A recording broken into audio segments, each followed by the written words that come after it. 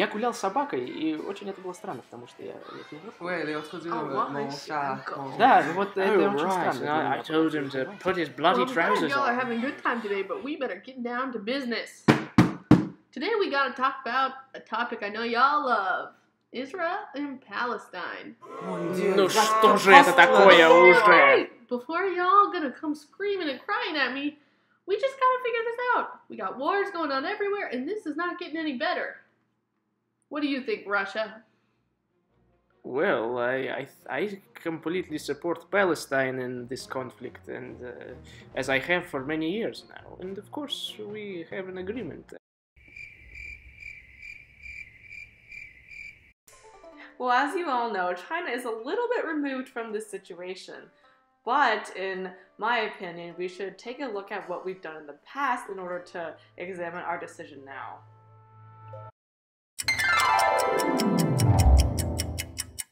Following World War II, in its infancy, the United Nations was tasked with solving the Palestinian partition. When the United Nations Special Committee on Palestine derived the solution of creating separate spheres, one Arab and one Jewish, the U.S. supported the decision and pushed the General Assembly to approve it.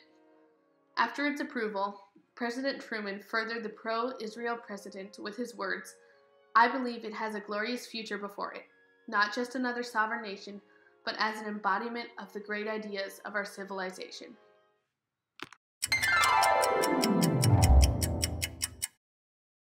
In 1948, the Palestinian War began, where Palestine attacked Israel in attempts to grab more land that they previously occupied before the UN ruling.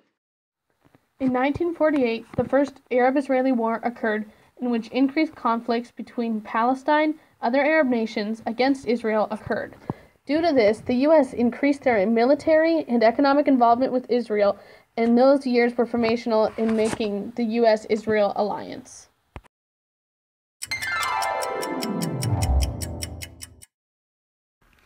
In 1956, during the Suez Crisis, Israel launched an attack on Egypt and, along with their French and British allies at the time, tried to get the US and the USSR onto their side. However, Eisenhower feared the collapse of Middle Eastern relationships and instead condemned the attacks, threatening all three nations with economic sanctions.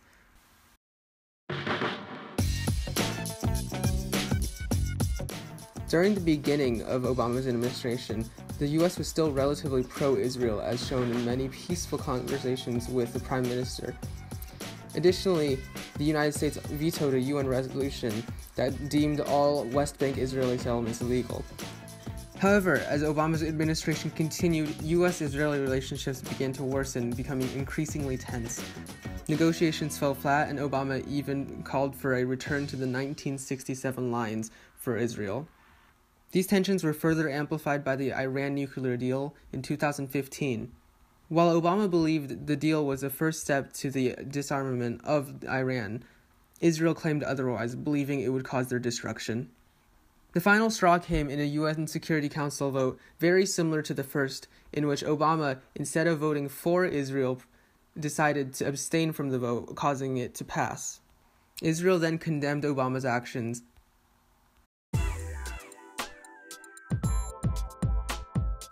However, now with Trump's administration, U.S.-Israeli relationships have been the best it has ever been. Though nothing of significance has happened thus far, many have praised Trump's approaches to negotiation with the Israeli and Palestinian governments, including Obama's Israeli ambassador.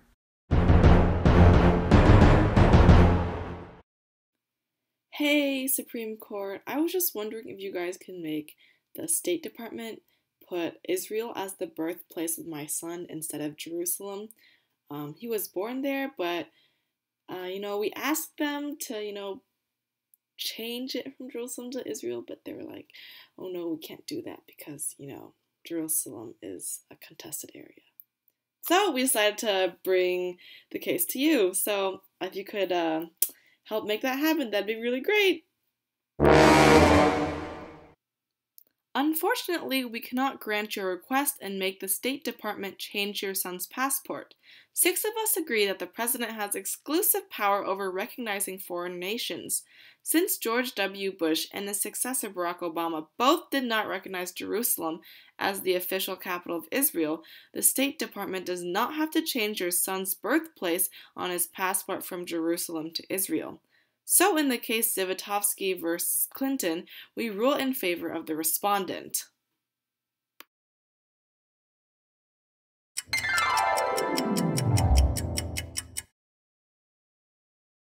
So, two-state solution then?